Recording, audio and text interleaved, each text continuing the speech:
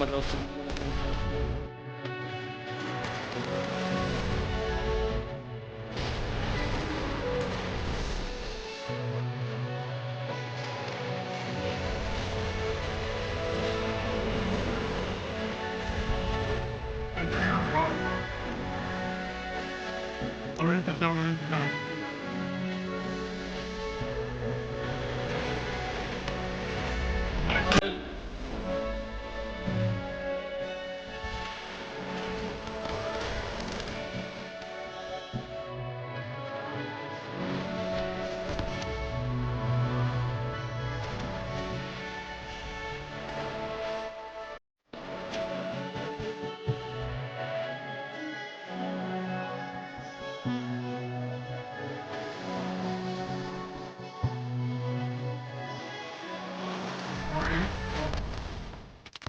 Take me a cake because you're still a...